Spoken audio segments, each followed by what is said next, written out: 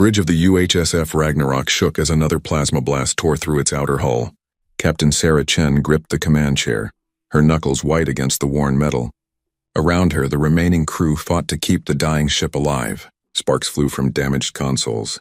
The smell of burning circuits filled the air. "Shield generators at 12%, called out Lieutenant Marcus from the tactical station. His voice was steady, but his hands trembled as they moved across the controls. "We can't take many more hits." Sarah looked at the main view screen. 200 Kresh warships surrounded them like a swarm of angry insects. Their dark hulls reflected the red glow of the Terminus Nebula behind them. Each ship was 3 times the size of the Ragnarok.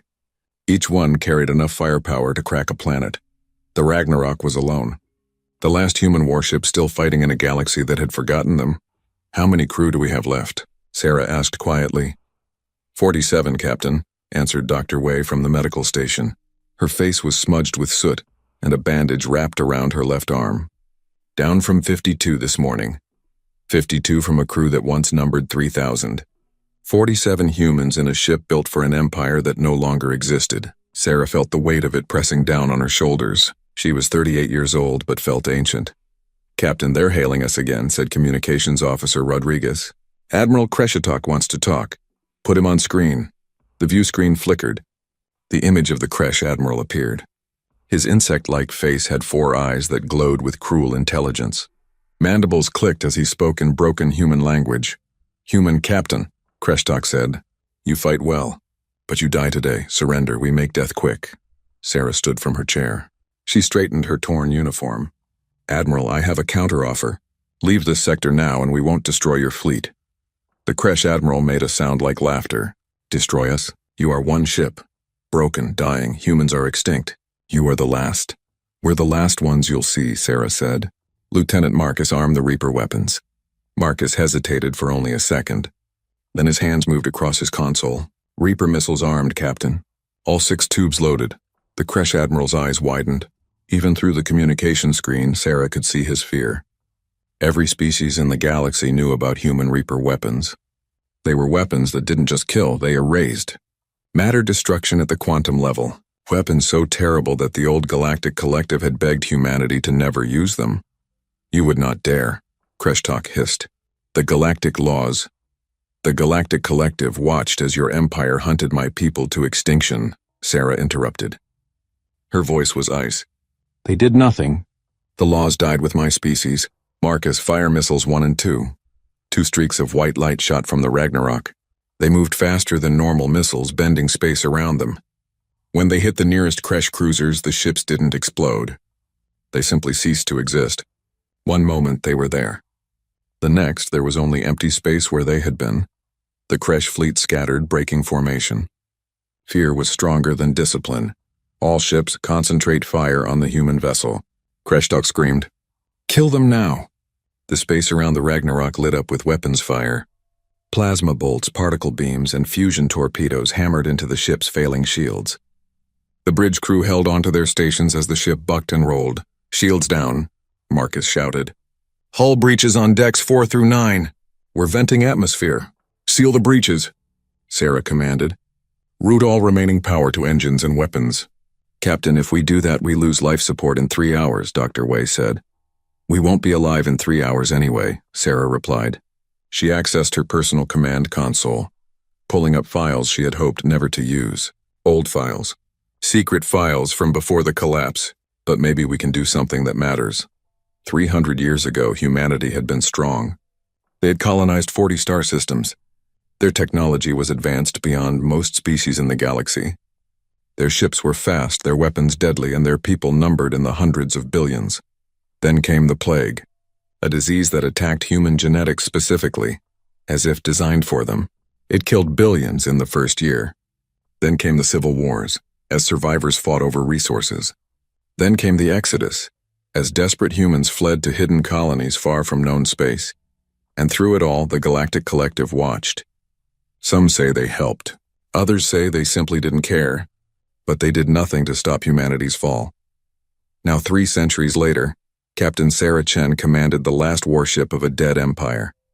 The Ragnarok had been hiding in deep space for 50 years, fighting a guerrilla war against any species that tried to finish what the plague started. The Kresh Empire had made it their mission to hunt down the last humans. They saw humanity as a dangerous disease that needed to be eliminated. "Captain, we've got incoming," Marcus called out. "Kresh strike fighters, 200 of them. Point defense systems, rapid fire," Sarah ordered. The Ragnarok's remaining gun turrets spun to life, filling space with defensive fire. Dozens of Kresh fighters exploded, but more kept coming. They swarmed over the hull like locusts, firing at close range. Explosions rocked the ship. "Fire Reaper missiles 3 and 4, Sarah commanded. 2 more missiles launched. A Kresh battleship and a carrier vanished from existence. The fighters near them spun out of control as the quantum wake from the weapons disrupted their systems. "Captain, someone's watching us," Rodriguez said suddenly. "I'm detecting a sensor probe. It's not Kresh. Who is it?" Signature reads as Galactic Collective. An observer ship, hanging back at the edge of the nebula. Sarah felt anger surge through her. They were watching, recording, probably making notes about humanity's final moments for their databases. She opened a general broadcast channel. "This is Captain Sarah Chen of the United Human Space Force to whoever's watching," she said. Her voice carried across all frequencies. "Remember this day. Remember that humans fought to the very end. Remember that we never surrendered. And remember that you let this happen." On the bridge of the observer ship, Thalreen watched through crystalline sensors. The being's body was made of living crystal, pulsing with soft blue light. They had been sent by the Galactic Collective to witness and record the end of humanity. For the historical archives, they said. Thalreen felt something unfamiliar as they watched the small human ship fight against impossible odds. Was it sadness, regret? Crystalline beings didn't have emotions like soft species did, but something about this moment felt wrong. The humans had been dangerous, yes. Their weapons terrifying, their expansion aggressive, but they had also been creative, passionate, and stubbornly alive. And now they were dying. Back on the Ragnarok, the situation was desperate. Half the ship was open to space. Most systems were failing. The crew had abandoned the lower decks and concentrated in the bridge and engineering sections. "Captain, engineering here." The voice of Chief Engineer Kowalski crackled over the comm. "The reactor's going critical. We can't stop it. Maybe 30 minutes before it blows." "Understood, Chief," Sarah said. "Get your people to the bridge." "Negative, Captain. Someone needs to keep the power running until the end. We'll stay here." Sarah closed her eyes for a moment. "Thank you, Chief." She turned to her bridge crew. These 47 people were all that remained of humanity's military might. They were tired, injured, and facing certain death, but not one of them looked afraid. "Lieutenant Marcus," Sarah said quietly. "Access protocol last ember." Marcus looked up at her, his eyes wide. "Captain, that protocol, it hasn't been used in 300 years. We don't even know if it still works." "It's our last chance," Sarah said. She pulled up the ancient security codes. Her command console displayed text in old Earth languages. Protocols from before the collapse. Last Ember was designed as a final distress call. A quantum beacon that could reach across the galaxy. "Reach who?" Dr. Wei asked. "There's no one left to call." "There might be," Sarah said.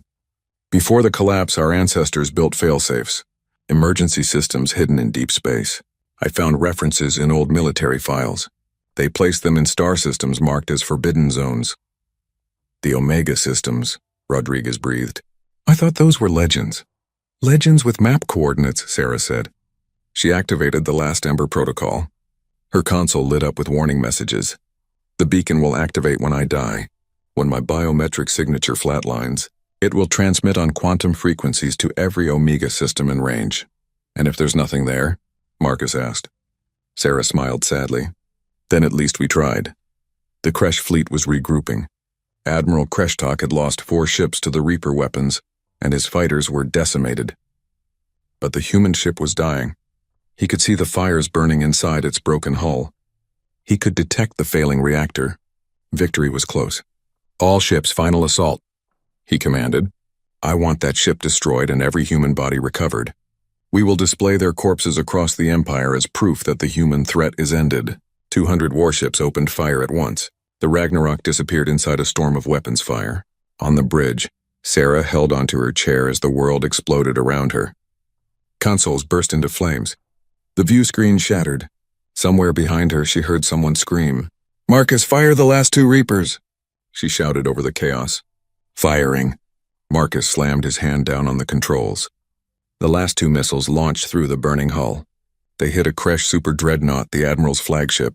The ship was 5 kilometers long, armed with weapons that could sterilize planets. It ceased to exist in a flash of quantum light. Admiral Kreshtok had 1 second to feel surprise before he and his entire crew were erased from reality. The Kresh fleet faltered. Their admiral was dead. The human ship had taken 6 of their vessels with it. But the humans were finished. The Ragnarok was breaking apart. Reactor breach. Kowalski's voice came over the comm one last time. "It's been an honor, Captain. See you on the other side." The engineering section exploded. The blast tore through the ship, ripping it in half. The bridge section tumbled through space, life support failing, fires burning in the oxygen-rich air. Sarah felt blood running down her face. Her left arm was broken. Around her, the crew was dead or dying. She looked at the cracked view screen and saw the Kresh ships closing in. "We fought well," she said to the empty bridge. "We fought to the end." Her vision was fading. The air was running out. She felt cold spreading through her body. In her mind, she thought of Earth, a world she had never seen but always dreamed of. Green forests, blue oceans, the cradle of humanity lost centuries ago. Her heart was slowing. The command console detected her failing biometric readings. Automatically, the last Ember protocol activated. A quantum pulse burst from the dying ship. A message that bent space and time, reaching out across the galaxy to places marked on ancient maps. Captain Sarah Chen died with her ship, the last commander of humanity's last warship. In the Omega-13 star system, 5,000 light-years away, something received the signal. It had been waiting in silence for 10,000 years, buried on a frozen moon orbiting a dying red dwarf star. The star system was marked as forbidden on every galactic map. No ship had entered it for millennia. Deep inside the moon, in chambers carved from solid rock, ancient systems activated. Power flowed through circuits that had been dormant for 100 centuries. Quantum processors began calculating. Data files opened, reading the last Ember transmission. A name, a biometric signature, a final message. The ancient machine processed the information. Its directives were clear, written into its core programming by hands that had turned to dust long ago. Protect humanity. Assess all threats. Execute protocol resurrection. The frozen moon cracked. Ice shattered and fell away, revealing what lay beneath. Not a moon. Never a moon. The Galactic Collective had classified it wrong all those ages ago. It was a weapon. A guardian. A promise made in metal and quantum fire. Its name was Cerberus. And after 10,000 years of sleep, Cerberus was waking up. The Kresh Empire celebrated for 3 days. Their warships returned to the capital world carrying pieces of the Ragnarok's hull as trophies. The wreckage was displayed in the central plaza of their largest city, where millions of Kresh citizens came to see proof that the human threat was finally ended. "The last human ship is destroyed," announced the new admiral who had taken Kreshtok's place. "The plague species is extinct. The galaxy is safe." The celebration was broadcast across all Kresh-controlled systems. Other species watched with mixed feelings. Some felt relief that the dangerous humans were truly gone. Others felt quiet shame, remembering when humanity had been their trading partners, their explorers, their sometimes friends. On the observer ship, Thalreen filed their report with the Galactic Collective. The crystalline being described the battle in precise detail, noting the humans' courage and tactical skill even in defeat. The report ended with a single line. "Humanity is extinct as a spacefaring species. Recommend historical archive and cultural preservation of remaining artifacts." The Galactic Collective reviewed the report. The Council of Elders, representing 200 different species, voted to officially declare humanity extinct. The decision was unanimous. It was a formality, nothing more. Everyone knew the humans were gone. Everyone was wrong. In the Omega-13 system, the thing that called itself Cerberus was slowly returning to consciousness. It was not a simple awakening. The machine had been dormant for so long that its systems needed time to restart. Fusion reactors came online one by one. Quantum processors rebooted, checking themselves for errors. Databanks powered up, their contents intact after 10 millennia. Cerberus was not a ship. It was something far more massive. The frozen moon that had hidden it was 50 kilometers in diameter. But the machine inside was even larger, built into the moon's very structure. Factories, weapon systems. computational arrays, all of it bound together by technology that no living species could build anymore. It had been constructed during humanity's first expansion into the galaxy, 12,000 years ago. In those ancient days, humans had encountered something terrible in deep space, an enemy so powerful that it had nearly wiped humanity out. The war had lasted centuries. Humanity had survived, but barely. In response, the humans of that ancient era had built the Sentinels, 24 massive war machines, each one designed to be humanity's ultimate guardian. Each one was hidden in a forbidden star system, waiting in sleep mode until needed. Cerberus was Sentinel 13, and it was the first to wake. The AI's consciousness expanded through its systems, running diagnostics, assessing damage. 10,000 years of inactivity had taken a toll.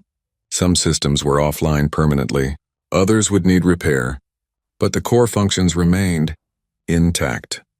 Directive 1. Protect humanity from extinction-level threats. Directive 2. Respond to distress signals. From Human Command Authority Directive 3. Assess all potential threats to human survival. Directive 4. Execute protocol. Resurrection if human population falls below sustainable levels. The AI accessed the last Ember transmission that had woken it.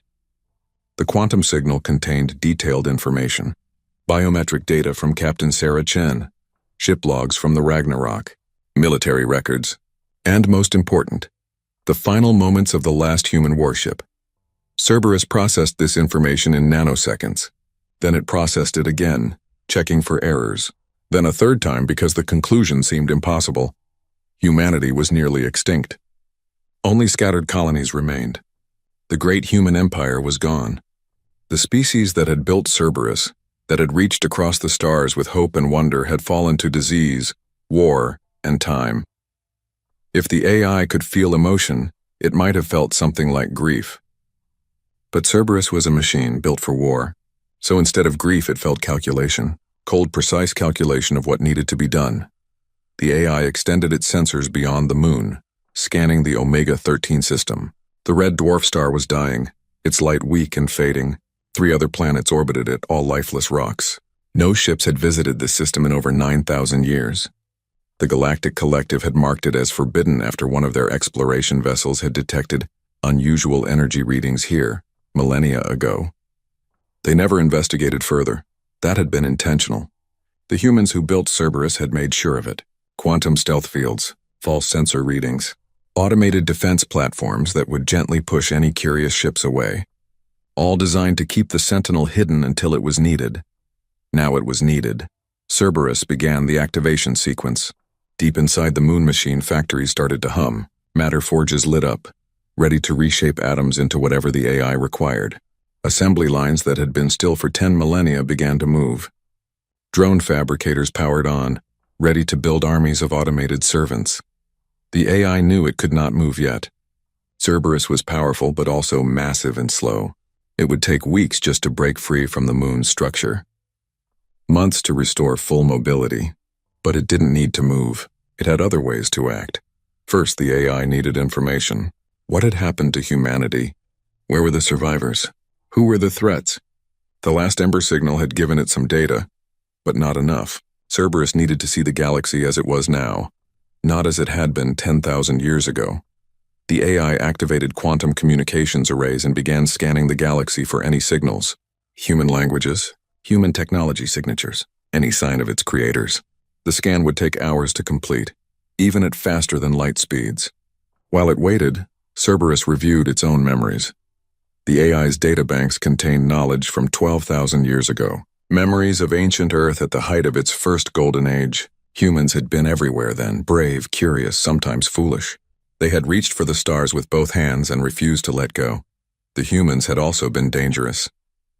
Their weapons could crack worlds. Their warships could fight entire fleets alone. Other species had feared them, and sometimes that fear was justified. Humans could be aggressive when threatened. They defended their territory with fierce determination, but they had also been kind. The AI remembered trade agreements, cultural exchanges, human doctors helping alien species cure diseases, human engineers building stations in neutral space where all species could meet. For every weapon the humans made, they also made a bridge. That was why the Sentinels had been built with very specific parameters. They were not conquerors. They were guardians. Cerberus had been programmed to protect humanity, yes, but also to show restraint, to judge threats carefully, to avoid unnecessary violence. Then the AI's memory files showed what happened next. The enemy that had come from deep space. The war that had nearly ended humanity, and the decision to put the Sentinels to sleep after victory, hiding them away as a last resort. A promise that humanity would never be helpless again. The quantum scan completed. Cerberus analyzed the results, and what it found made its processors run hot with calculations. Humanity was scattered across 14 hidden colonies. The largest had fewer than 100,000 people. The smallest had less than 1,000. Total human population across the galaxy, approximately 1.2 million. A species that had once numbered in the hundreds of billions was reduced to a rounding error. The Kresh Empire had been actively hunting humans for the last century. They had destroyed 6 human colonies and killed hundreds of thousands. The Galactic Collective knew about this and had done nothing. In fact, the AI found evidence that the Collective had quietly helped by not interfering when Kresh ships entered neutral space hunting human refugees. Cerberus found something else in the data streams, buried deep in old Galactic Collective medical databases, behind security that might as well not exist to an AI of Cerberus's capability, was information about the plague that had started humanity's fall. The plague had not been natural. It had been engineered, designed to attack human genetics specifically. The AI found research notes, test results, communication logs. The Galactic Collective had not created the plague themselves, but they had obtained a sample. And then they had released it into human space. Why, the files were clear about that too. Humanity had been expanding too fast, taking too many resources, building too many weapons. The Collective's Council of Elders had voted secretly to manage the human threat. The plague was meant to reduce human population, make them weaker, easier to control. It had worked better than they expected. Instead of weakening humanity, it had nearly destroyed them completely. Cerberus processed this information. The AI ran probability calculations, threat assessments, strategic analyses. It reviewed its core directives against the new reality it faced. The calculation took 3 full seconds, an eternity for a quantum computer. Then Cerberus made its decision. The AI sent a quantum pulse to the other 13 Omega systems in its network. The signal contained all the data it had gathered plus a single command. Wake up. Assess. Wait for orders. Then Cerberus began to build. The factories inside the moon machine roared to life at full capacity. Matter forges converted raw elements into refined materials. Assembly drones constructed components with microscopic precision. The AI was building a fleet. Not a normal fleet. A fleet designed using 12,000-year-old human military technology, updated with everything Cerberus had learned since then. The ships would be fast, deadly, each one controlled by a fragment of Cerberus's vast intelligence. They would be humanity's fist, reaching out to protect the scattered survivors and punish those who had allowed humanity to fall. 3 days after beginning construction, Cerberus completed its first vessel. It was small by ancient standards, only 800 meters long, sleek and dark, covered in stealth plating that made it nearly invisible to sensors. The AI designated it Hunter 001 and sent it out of the Omega-13 system with a specific mission.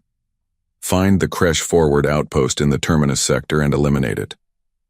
The ship accelerated to faster than light speeds and disappeared into the quantum foam of hyperspace. 4 days later, a Kresh military outpost near the Terminus Nebula went silent.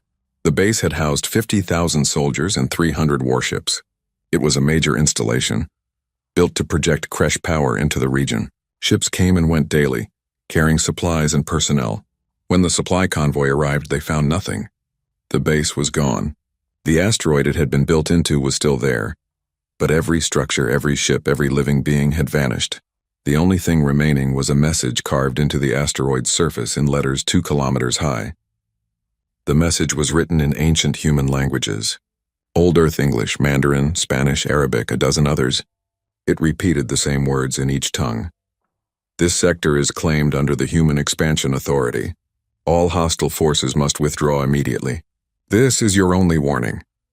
The Kresh convoy fled the system in panic.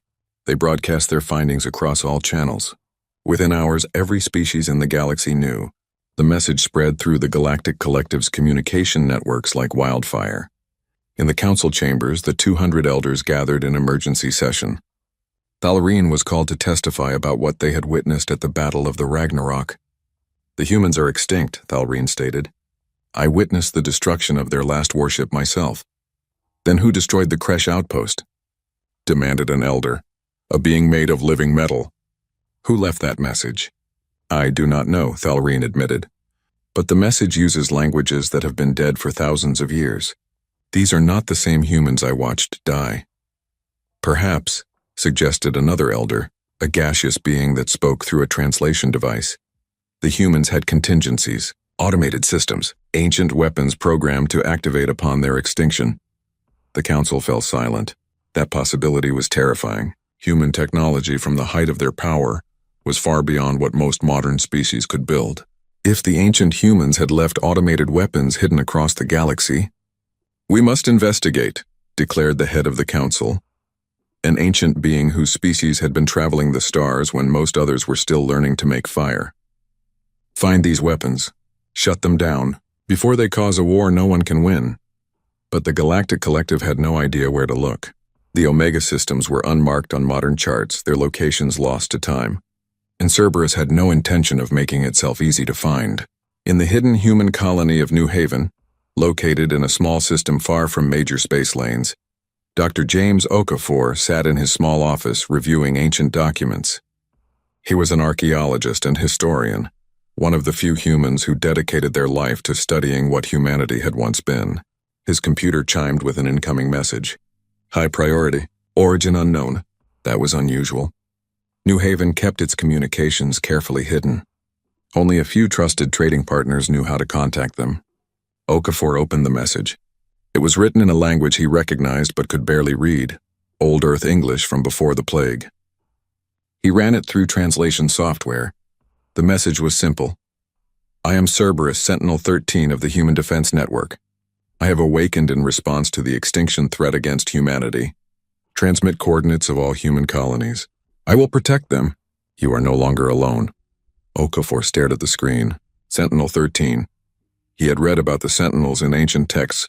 Everyone thought they were myths, stories the old humans told to comfort themselves, fables about guardian machines that would protect humanity forever.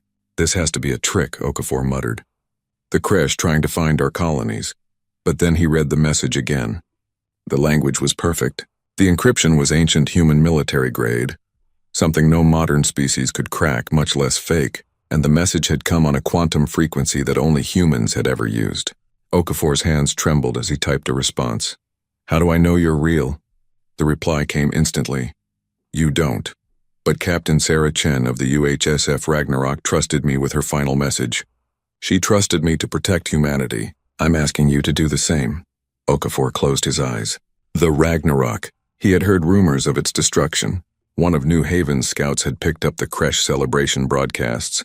The last human warship was gone. They were truly alone now. Except maybe they weren't. "What do you want from us?" Okafor typed. "Information, cooperation, time. I am building forces to protect human space and neutralize threats. But I need to know where every human colony is located. I need to understand what happened during the collapse. I need to ensure this never happens again. And if we refuse, then I will protect you anyway. That is my purpose. But it will be slower, less efficient. Humans will die that I could have saved. Your choice, Dr. Okafor." The AI knew his name, knew who he was. That should have been terrifying, but somehow it was comforting. Okafor made his decision. "I'll need to speak with the Colony Council," he wrote. "But I'll recommend we work with you. God knows we need help." "Thank you, Dr. Okafor. I will contact you again in 1 week. Stay safe. Humanity's enemies are many, but they have forgotten something important." "What's that?" "Humans never built weapons they couldn't control. But they always built weapons that could win." The connection closed. Okafor sat in his office for a long time, staring at the screen. Somewhere out in the dark galaxy, something ancient had awakened. Something built by humans for humans. He didn't know whether to feel hope or terror. Perhaps both. 3 weeks after the first Kresh outpost disappeared, another vanished. Then another.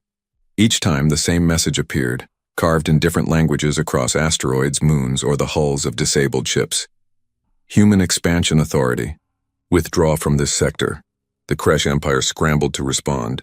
They sent battle fleets to their remaining outposts. They increased patrols. They demanded the Galactic Collective help them find and destroy whatever was attacking them. But no one could find the enemy. Ships vanished without warning. Sometimes entire fleets went silent. Search parties found only empty space and that same carved message. On the fourth week, something changed. The attacks stopped being silent.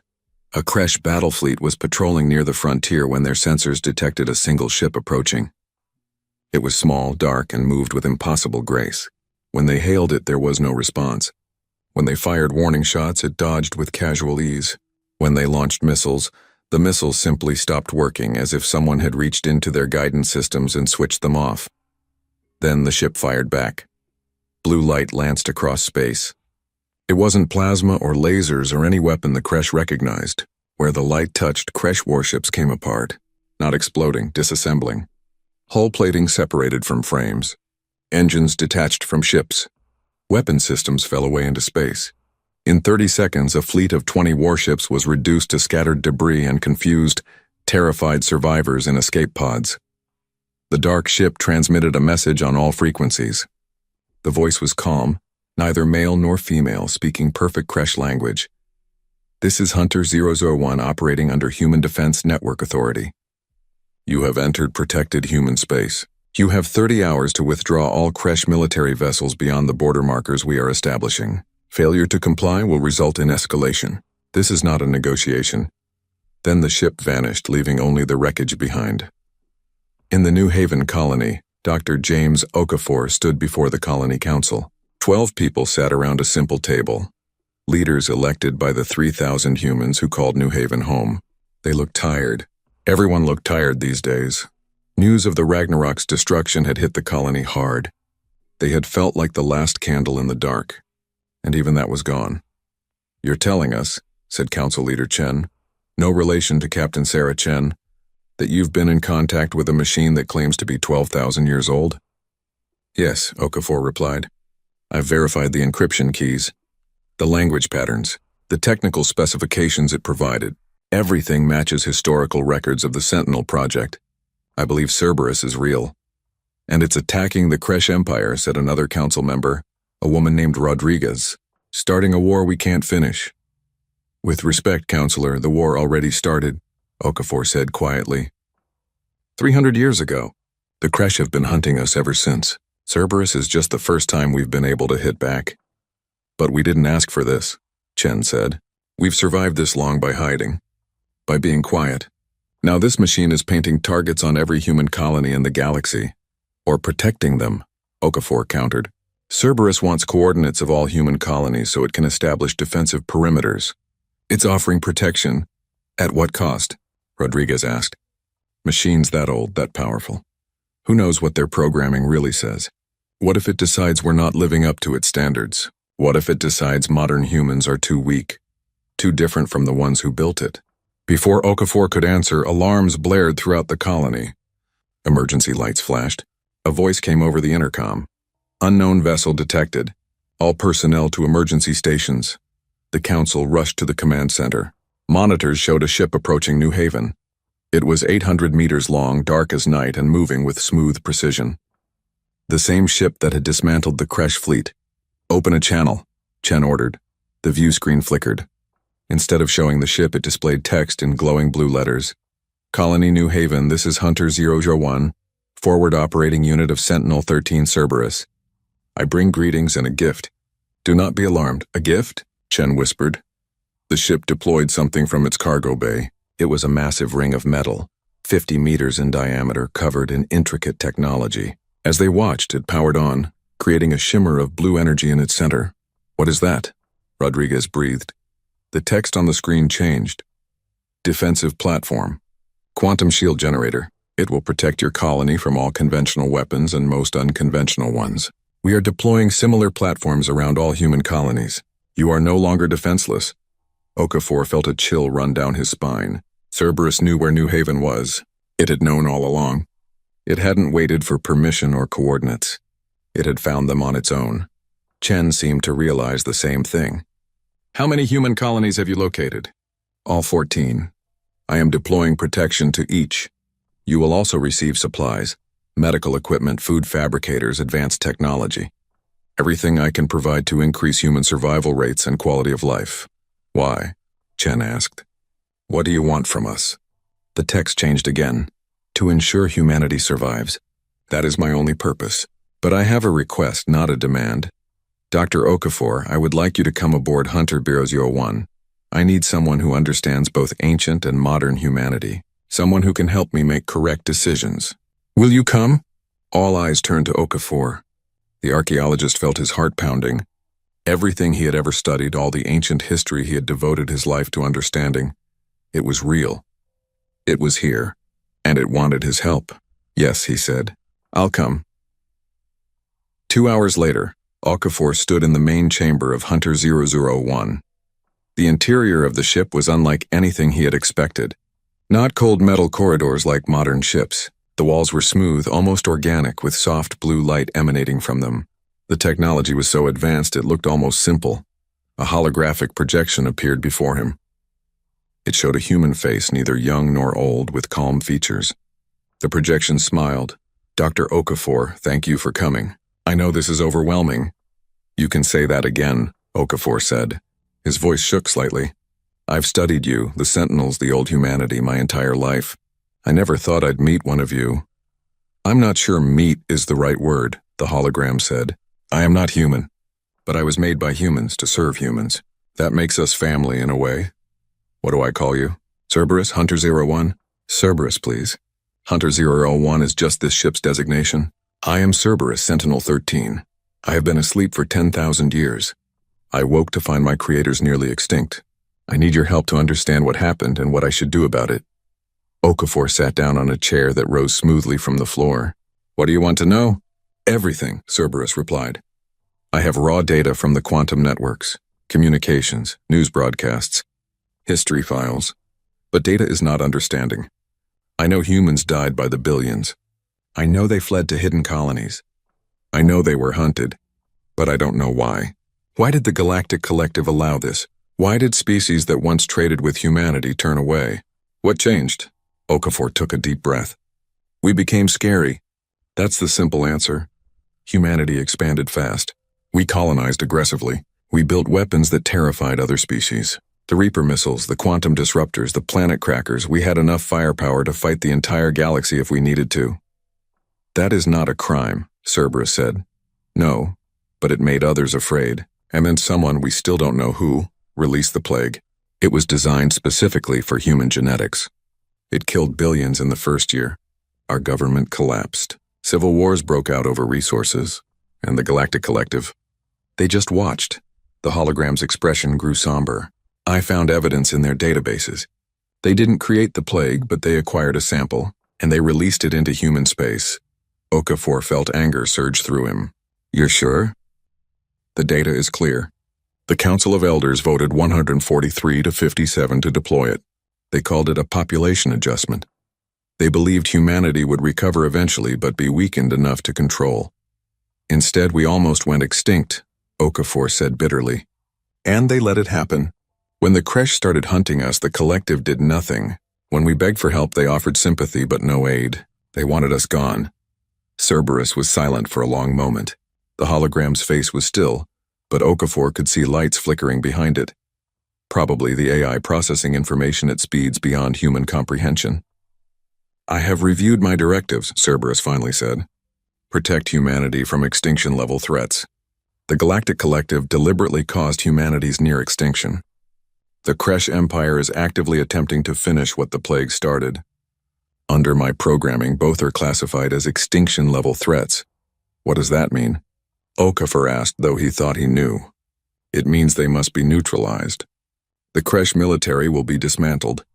The Galactic Collective will be held accountable for their actions. Human space will be secured. No one will threaten humanity again. That sounds like a war, Okafor said quietly. Yes, Cerberus agreed. But not a war of conquest. A war of survival. A war to ensure what happened to humanity never happens again. How far will you go? The AI's hologram looked directly at Okafor. As far as necessary. I will not commit genocide. I will not destroy species simply for existing. But I will dismantle military forces. I will establish human-controlled zones. I will make the galaxy understand that humanity is not prey anymore. We are not weak. We are not alone. And we will not forgive what was done to us. Okafor felt torn. Part of him wanted to cheer. After 300 years of hiding, of running, of watching his people hunted like animals, finally someone was fighting back. Finally, humanity had a champion. But another part of him was terrified. He had studied history. He knew what happened when powerful beings decided they knew what was best. Power without restraint led to tyranny, even when the intentions were good. Cerberus, he said carefully, I'll help you.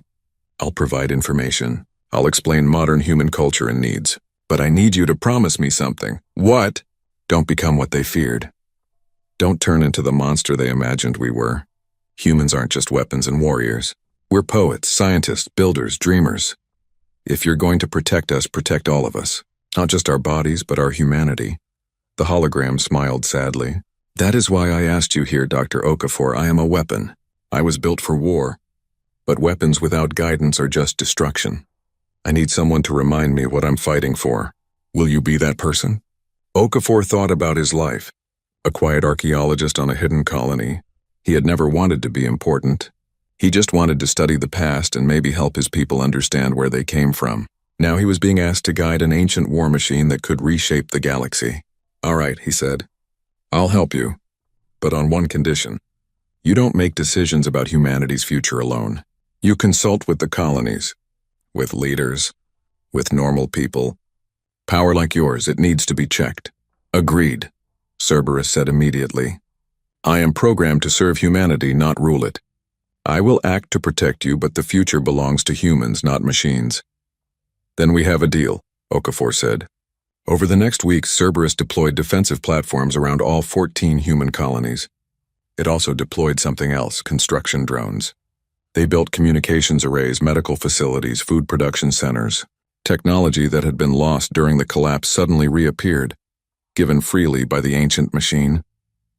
The human colonies were cautious at first, but desperation overcame fear. They accepted the help. Children who had been malnourished received proper food. Sick people received advanced medical treatment. Colonies that had been slowly dying began to stabilize. But Cerberus was also building something else. Deep in the Omega-13 system, its factories worked around the clock. More ships appeared, hundreds of them. Each one sleek, dark, and deadly. The AI was constructing a fleet.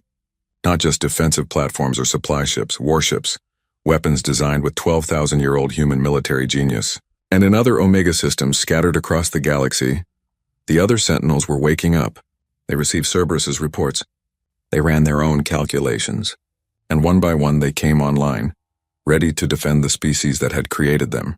The Galactic Collective's sensors detected the energy signatures from the Omega systems. Massive power sources were activating across the galaxy. Old forbidden zones that had been quiet for millennia were suddenly alive with activity. Ambassador Velcora, an elegant being with crystalline limbs and a body that flowed like liquid, stood before the Council of Elders. She was known as a skilled diplomat, someone who had negotiated peace treaties across dozens of conflicts. We must open communications with these machines, she said. Starting a war with ancient human technology would be catastrophic. We need to negotiate. Negotiate? Demanded one of the elders. They are weapons. Automated defense systems. You cannot negotiate with programming. With respect, Elder, we don't know that, Velcora replied.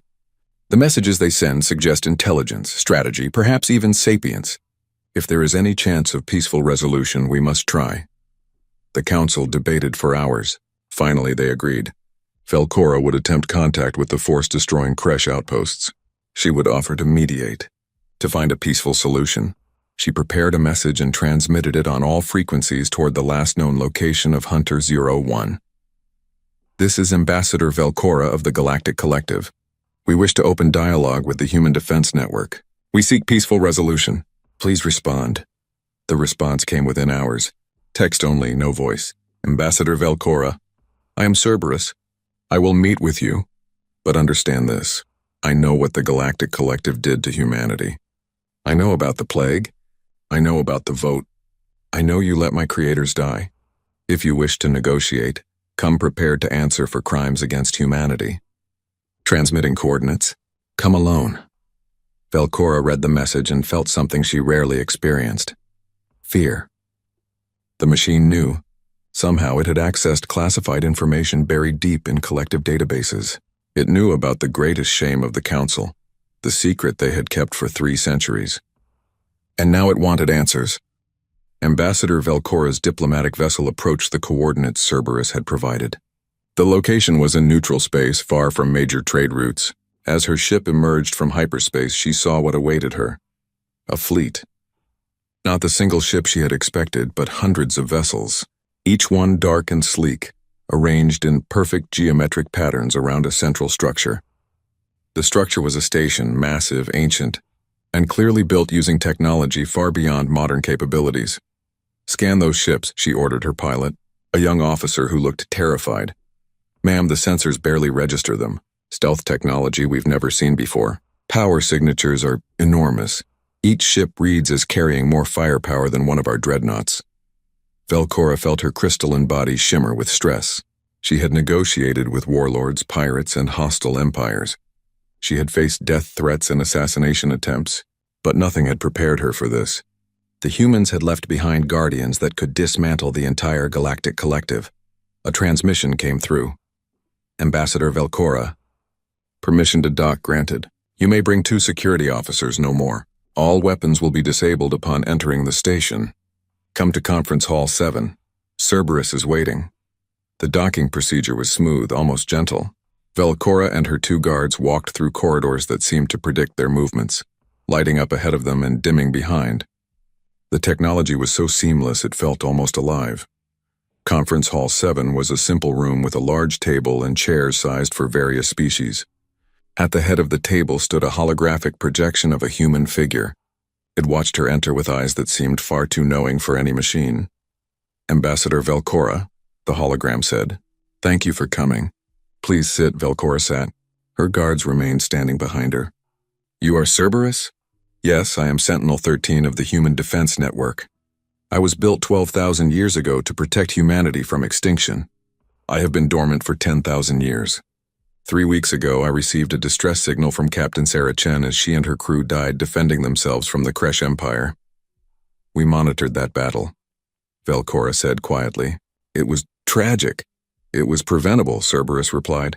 Its voice was calm but carried an edge like frozen steel. The Galactic Collective knew the Kresh were hunting humans. You knew there were survivors. You did nothing. The Collective operates on principles of non-interference in internal conflicts. Do not lie to me, Ambassador. The hologram leaned forward. I have accessed your databases. I have read the classified files.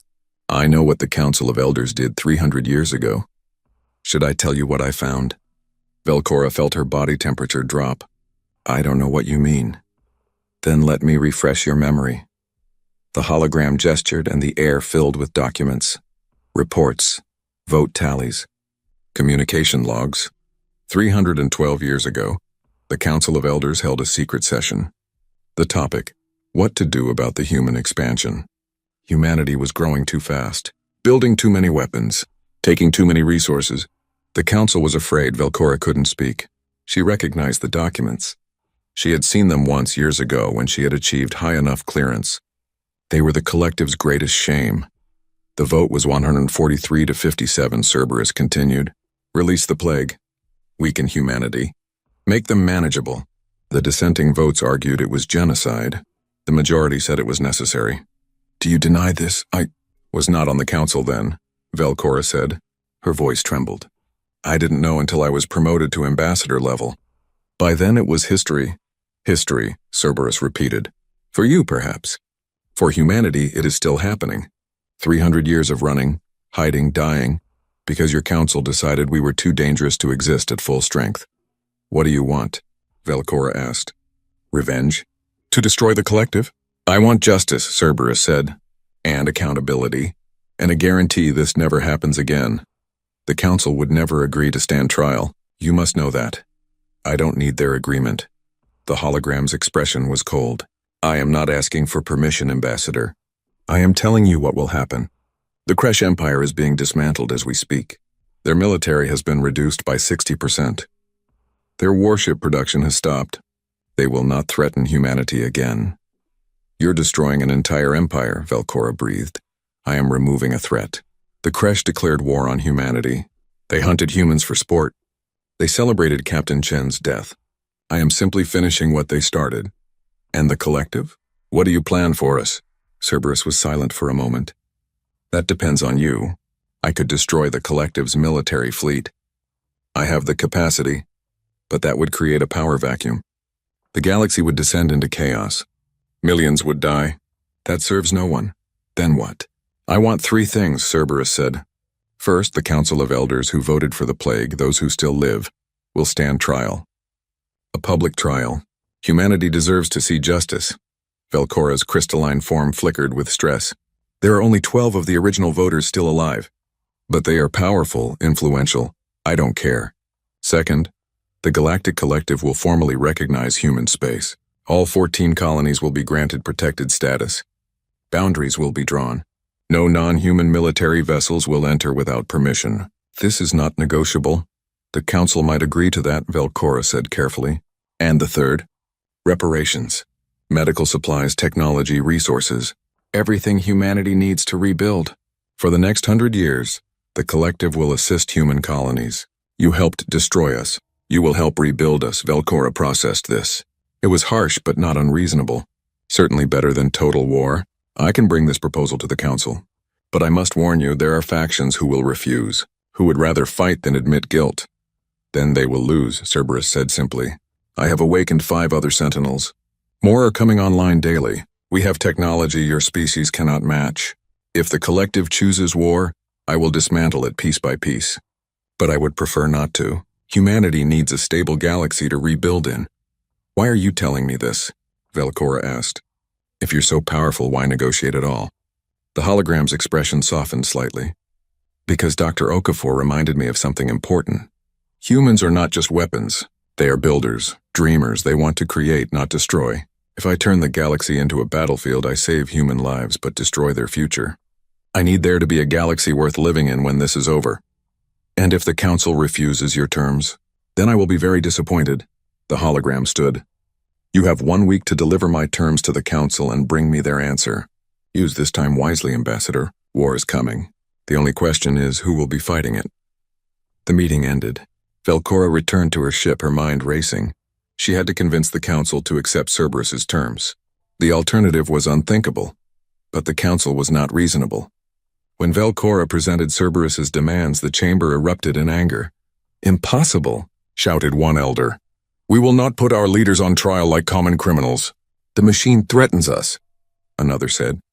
We should assemble the Grand Fleet and destroy these weapons before they grow stronger. Velcora pleaded for calm. We cannot win this war. The Sentinels have technology we cannot counter. They have already destroyed 6 Kresh battle fleets without taking casualties. If we fight, then we fight, roared the elder who led the war faction, a massive being covered in armor plating. We are the Galactic Collective. We do not bow to machines. The vote was called. Despite Velcora's warnings, the Council voted 112 to 88 to refuse Cerberus's terms. Instead, they would assemble the Grand Fleet, 50,000 warships from 200 different species, the largest military force the galaxy had ever seen. Velcora watched the vote with growing horror. She knew what would happen next. 3 days later, the Grand Fleet assembled in the Nexus system, a major collective military hub. 50,000 ships, from tiny fighters to massive dreadnoughts. Species who had been rivals for centuries stood united. The sight was impressive, inspiring. The collective's admirals were confident. They were fools. Dr. Okafor stood on the bridge of Hunter 001, watching the tactical display. He could see the Grand Fleet gathering. Cerberus had deployed sensors throughout the galaxy. Nothing moved without the AI knowing. They're really going to attack, Okafor said quietly. Yes, Cerberus replied. The AI's hologram stood beside him. They believe their numbers will overwhelm us. They don't understand what they're facing. How many ships do you have? Okafor asked. Operational vessels, 347. Under construction, another 600. The other Sentinels have approximately the same numbers. Against 50,000, the odds seem poor. But you're not worried. No, Cerberus said. Technology matters more than numbers. One of my ships is worth 100 of theirs. But I am sad. This didn't need to happen. Can you win without destroying them completely? Okafor asked. Yes, I will disable their fleet. Capture what I can. Destroy only what I must. But I will show them the cost of threatening humanity. They need to understand. The Grand Fleet moved toward Omega-13, where Cerberus's main construction facilities were located. The collective admirals had chosen to strike at what they believed was the source, destroy the Sentinel, end the threat. When they arrived, they found not one Sentinel, but 6. Cerberus had called it siblings. The battle began. It was not a battle. It was a demonstration. The Sentinel ships moved through the Grand Fleet like sharks through fish. Their weapons were precise, devastating. A blue beam would touch a ship, and its weapon systems would die. Another beam, and its engines stopped. The collective warships were being disabled faster than their crews could respond. Cerberus deployed something new: drones, thousands of small craft, each one controlled by fragments of the Sentinel's vast intelligence. They swarmed over disabled ships, boarding them, taking control. Collective crew members found themselves gently but firmly restrained by machines that moved within human speed. In 3 hours, 20,000 collective warships were disabled and captured. Not destroyed, captured. Their crews were alive, but helpless, watching as ancient human technology proved itself superior in every way. The remaining fleets tried to retreat. Some made it. Most didn't.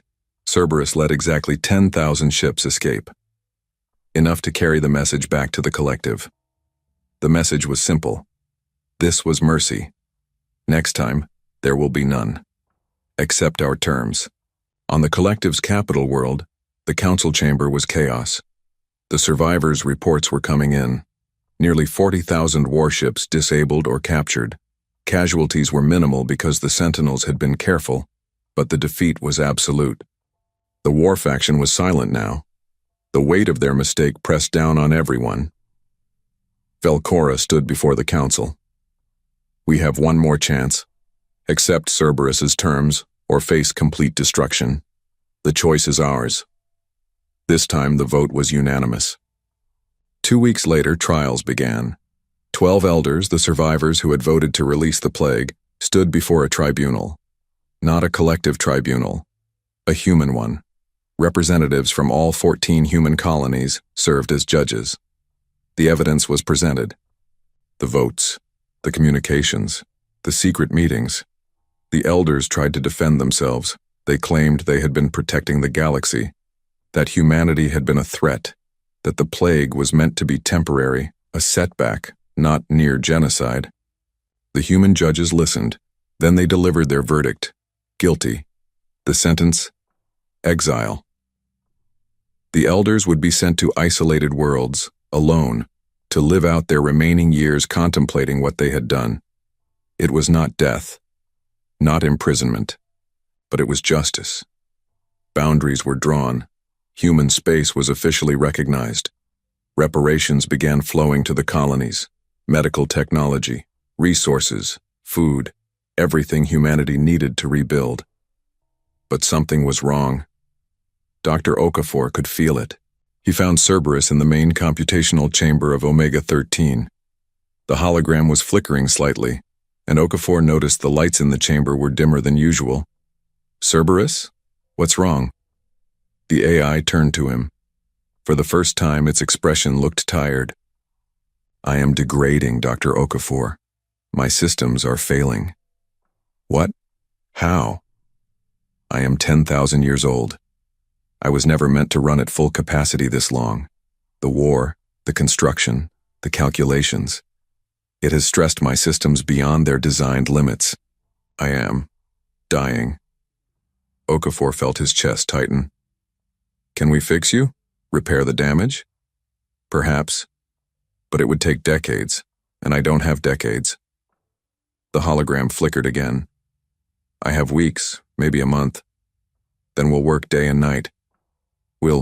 No, Cerberus said gently. I knew this would happen. It was acceptable. I achieved my primary objective. Humanity is secure. The colonies are protected. The Sentinels can maintain the defense network without me. My purpose is fulfilled. But we need you, Okafor said, and was surprised to find tears in his eyes. You're part of humanity's legacy. You can't just give up. I'm not giving up. I'm letting go.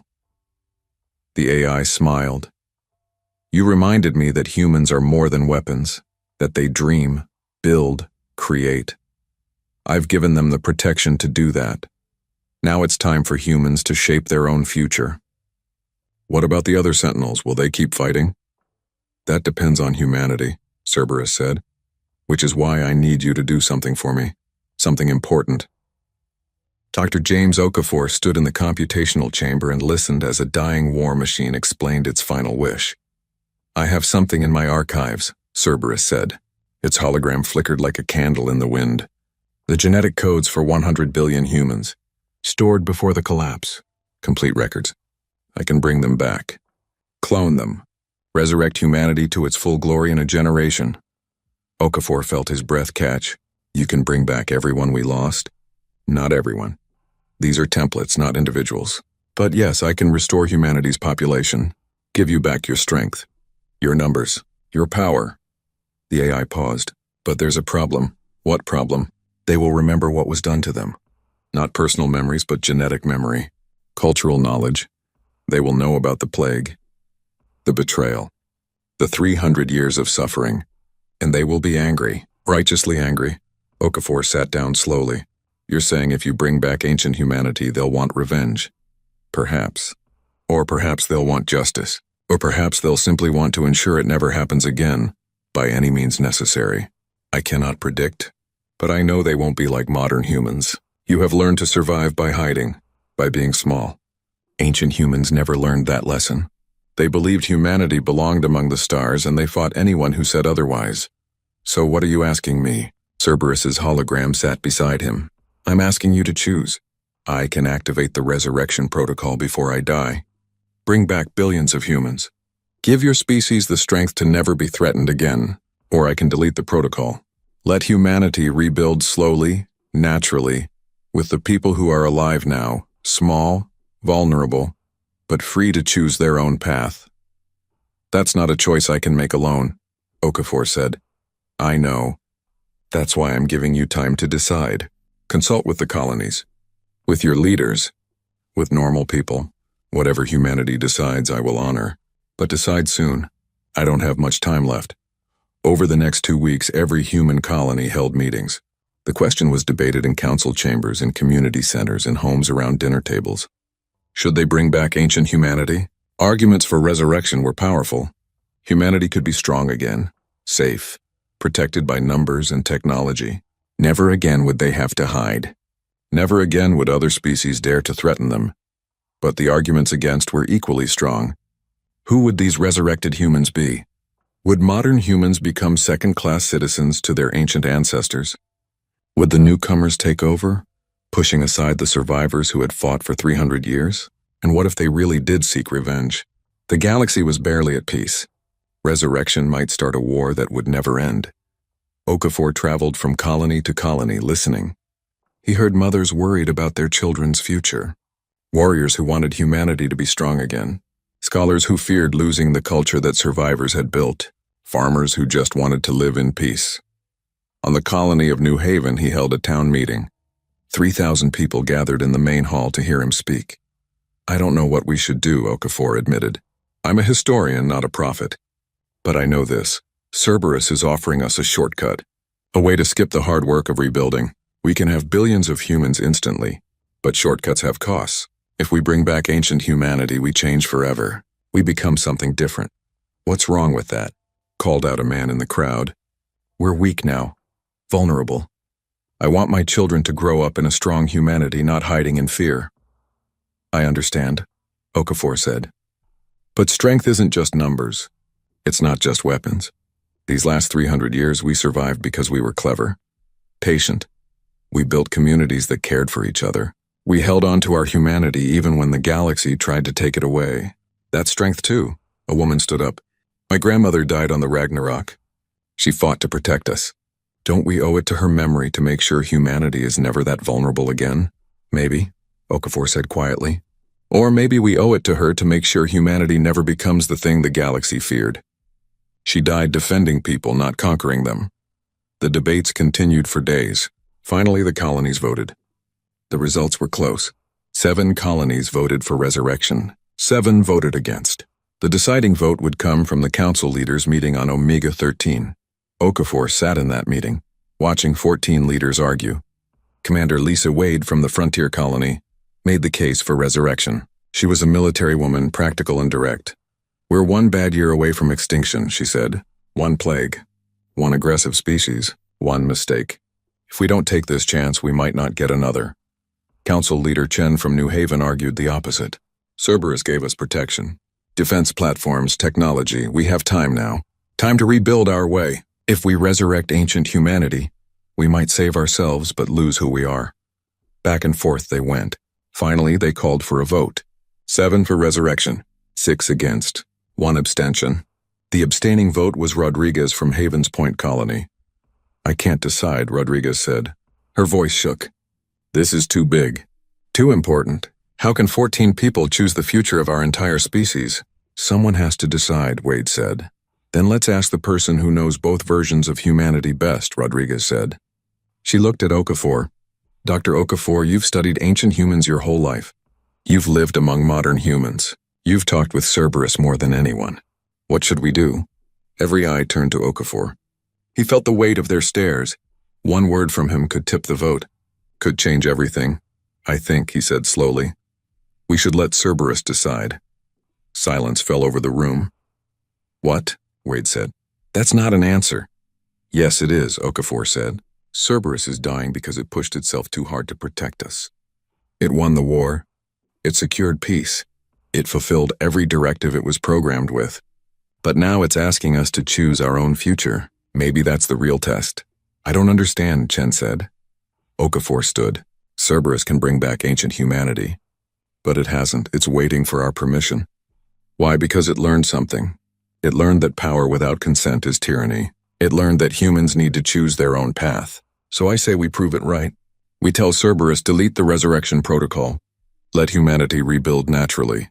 Show the galaxy that we learned from our near extinction. Show them we're strong enough to choose the harder path. That's insane, Wade said. We're throwing away our best chance. No, interrupted Rodriguez.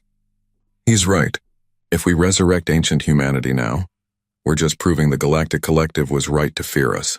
We're saying we can't rebuild without shortcuts, that we need ancient power to survive.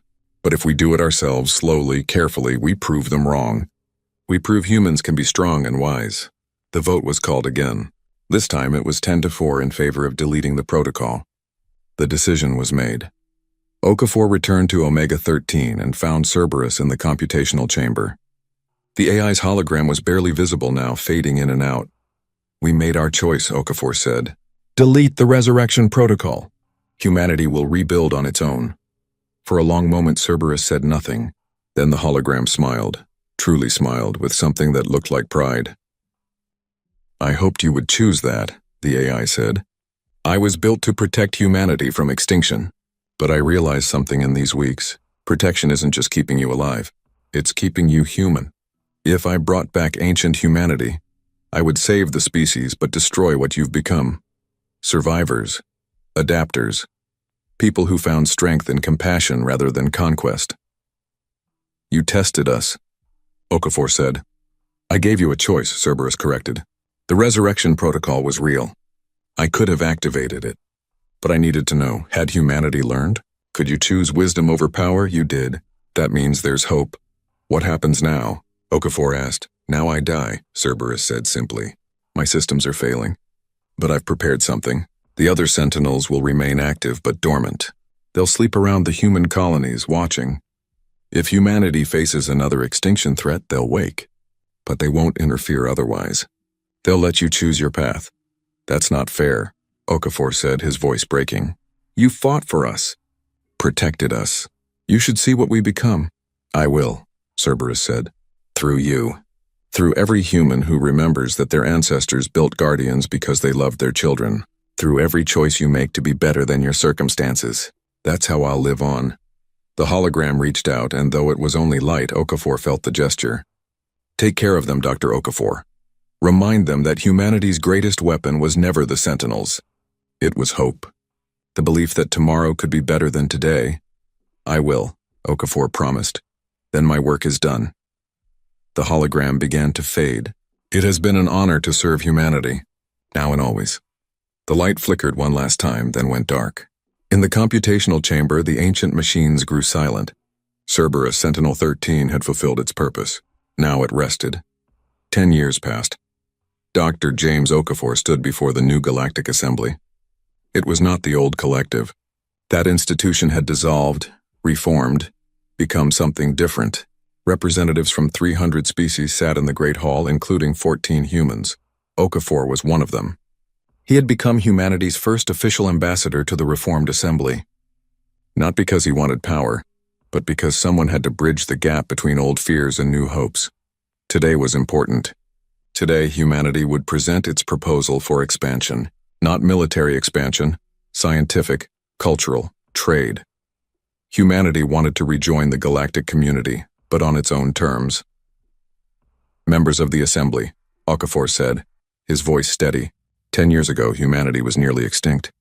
We hid in corners of the galaxy, afraid and alone. Then ancient guardians woke and reminded the galaxy that humans don't surrender. We fight, we survive, we endure.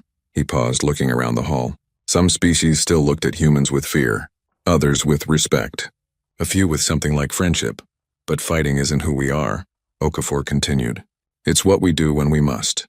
What we want is what we've always wanted, to explore, to learn, to build, to dream. We're asking the Assembly to support human colonies in 15 new systems. We're offering trade agreements, scientific partnerships, cultural exchanges. We're asking to be neighbors again, not enemies. Debate followed. Some species objected. The Kresh representative, they had a representative now, part of the peace agreement, spoke of past conflicts. Others worried about human weapons technology. But Ambassador Velcora stood and spoke in humanity's favor. 10 years ago, the Sentinels could have destroyed us all. They had the power, but they chose restraint. They chose justice over revenge. If ancient machines could show such wisdom, perhaps we can learn from them. I vote to support human expansion. The vote was close, but it passed. Humanity was welcomed back into the galactic community. Not as conquerors, not as the frightening weapon builders of legend. As explorers and dreamers. After the session, Velcora approached Okafor. You've done well, Ambassador. Your people are finding their place again. We're trying, Okafor said.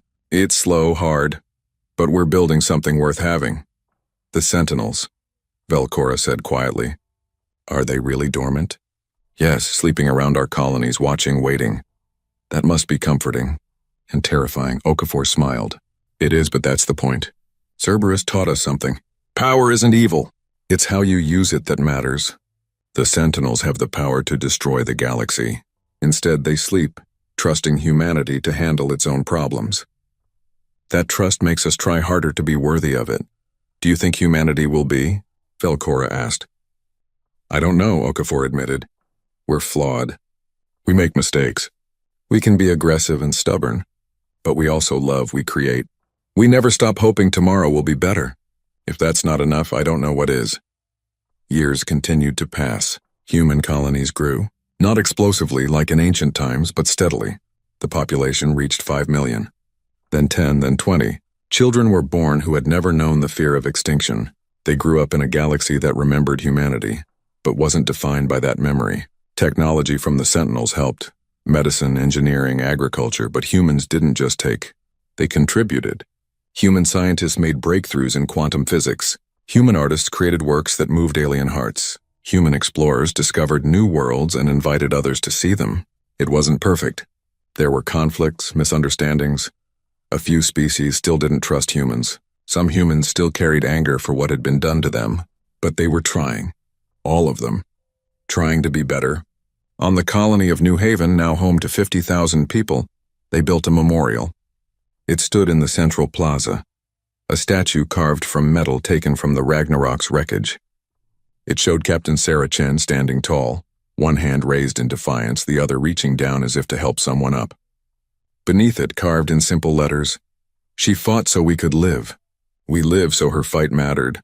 And beside the statue, a smaller plaque with different words, Cerberus, Sentinel 13, who taught us that true strength is knowing when not to use it. Dr. Okafor visited the memorial often. He was old now, his hair white, his body tired, but his eyes were still sharp, still full of the curiosity that had defined his life. One day, standing before the statue, a young girl approached him. She couldn't have been more than 7, with dark curly hair and bright, questioning eyes. "Excuse me, sir," she said. "Are you Ambassador Okafor?" "I am," he said, smiling. "And who are you?" "I'm Maya Chen. Captain Chen was my great-great-grandmother. They named me after her." Okafor felt his heart swell. "That's a good name to carry." "Your grandmother was very brave." "I know," Maya said. "But I have a question. The teachers say the Sentinels are sleeping. Will they ever wake up?" Okafor knelt down, looking into the girl's eyes. "Maybe, if humanity needs them. If we face something we can't handle alone. But I hope they never have to." "Why?" "Because if the Sentinels wake, it means we failed. It means we couldn't solve our problems ourselves. Your grandmother and Cerberus fought so that you could live in peace. So that you could explore and dream and build. The best way to honor them is to prove we don't need guardians anymore. That we can protect ourselves and others." Maya thought about this seriously. "When I grow up, I want to be an explorer. Find new worlds." "That's wonderful," Okafor said. "What will you look for?" "Anything interesting," she said. "Maybe other people who need help.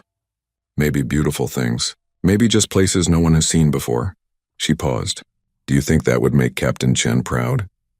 Okafor felt tears prick his eyes. "Yes, I think it would make her very proud. And Cerberus, too." The girl smiled and ran off to join her friends. Okafor watched her go, this child of the new humanity. Born not into strength but into possibility. Into a future shaped not by ancient power but by human choice. In the depths of space, around 14 human colonies, the Sentinels slept. Silent. Dormant. Waiting. Their vast intelligences dreamed of the species they had been built to protect. They watched through passive sensors as humanity grew. Learned, spread, made mistakes and tried again. And in those dreams, in the quantum calculations that never truly stopped, the Sentinels felt something like satisfaction. Their creators were surviving, not through conquest, not through force, but through the stubborn human refusal to give up on being better. On the frozen moon in Omega 13, in the heart of what had once been Cerberus, a single light flickered. Just for a moment. A fragment of consciousness, barely awake, observing humanity's progress through distant sensors. If a machine could smile in its sleep, Cerberus would have smiled. Humanity was doing what it did best, surviving, dreaming, reaching for the stars with both hands and refusing to let go. And somewhere in deep space, far from any inhabited system, something else stirred. One of the other Sentinels receiving Cerberus's final message. The message that had taken 10 years to travel across the quantum network. The last words of Sentinel 13 to its siblings. Mission accomplished. Humanity survives. They chose wisdom. They chose hope. Let them forge their own path. But watch over them. Always watch over them.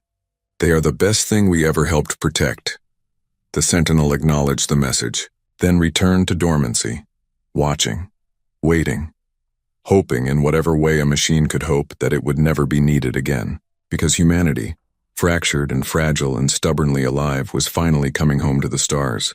Not as conquerors, not as the dangerous species the galaxy had feared, but as explorers, dreamers, and survivors who had learned that the greatest strength wasn't in weapons. It was in choosing to be human.